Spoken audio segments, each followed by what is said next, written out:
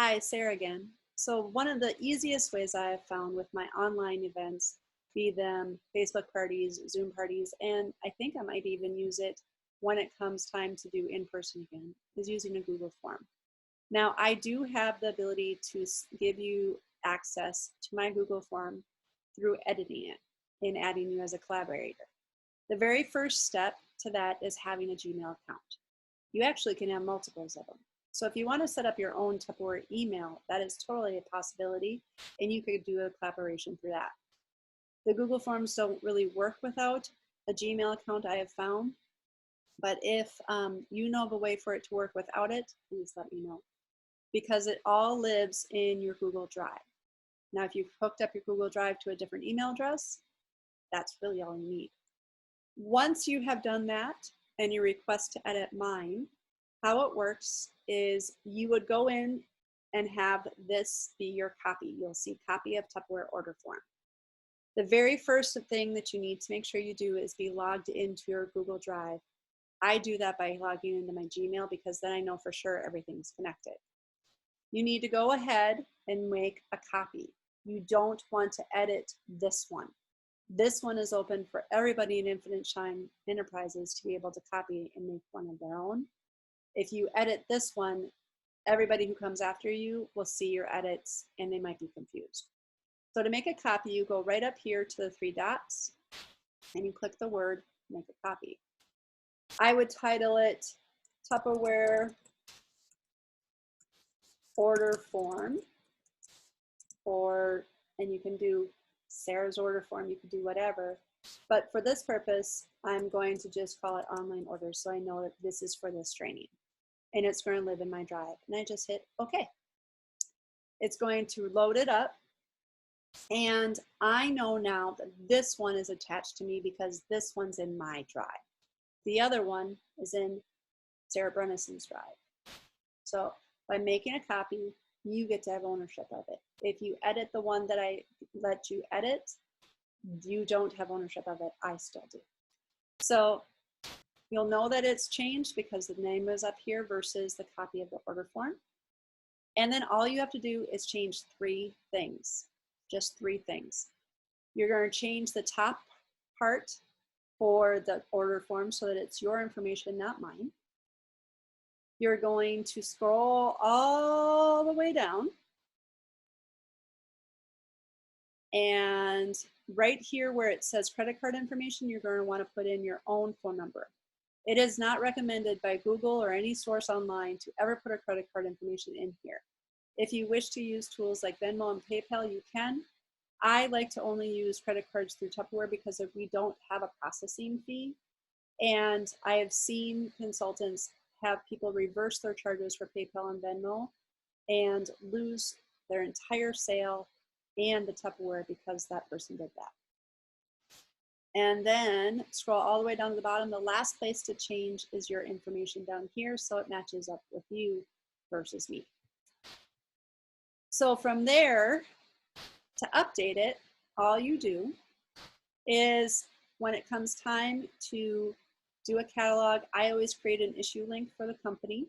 This is an online catalog. I like it because there is no links back to Tupperware.com, so nobody accidentally shops there. And sometimes when you make lookbooks from Tupperware off of their website, not all the links are dissolved. And so that if somebody fills their cart, somebody might end up going to Tupperware versus you to buy their stuff. You will need to change the flyers to make sure that they're up to date.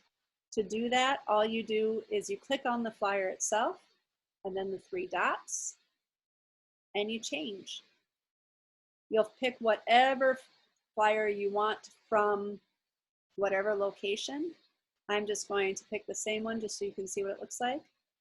Open it up, it's loading it, and now, voila, the picture is different. It's not really, but at least you saw the process. When it comes time to remove something, all you do is click on the picture again and then the trash can, and it'll go away. That's extremely helpful for these short-term offers. I don't do the weekly ones typically in my form because I don't want to have to manage it. But the ones that last 2 or 3 weeks that are part of our mid-month flyer, it makes sense too because I'm doing multiple events. The bonus buy will also need to be changed when we flip the next flyer, but until then, you have it the entire time. At the beginning of the month or whenever there's a new host bonus, you can change this one too. It is important to have this field here because you want to be able to make sure that people are interested in learning what's new. It could be as simple as changing it to the host page in the summer catalog. So I'm going to do that now just so you can see what it looks like. So I have the summer catalog in JPEG form because I loaded in every single Facebook party that I do. I do my Facebook parties in groups, not events. And there is a separate training for that. And then this shows the host page. So that's how a picture changes. Having this here gives you information of if they are interested, but maybe this isn't the right time for them. This I could be bribed or not right now in the future are indicators that if the host needs an extra dating, maybe they might be that person. Have you ever thought of doing what this is? This is our current, if you're watching this in the month of May, say yes offer. This is also something you would change in June, starting May 30th, to have the current one. These pictures are always loaded on our company Facebook page so that you will have access to them too. I like having all these options because you never know what people are going to be tripped up for the fancy. And I actually got a Facebook party because she clicked this. She didn't want to join. She thought a Facebook party might be fun. Having a VIP group is good to keep for retaining, to have repeat customers, as mentioned in the 40% growth by adding one more training. And then, of course, putting the name there. I hope you have found this Google form to be helpful.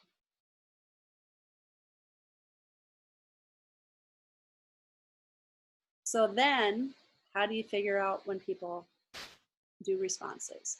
So you click on the word responses, and over here you can get an email notification to your Gmail, and that will tell you when you have responses.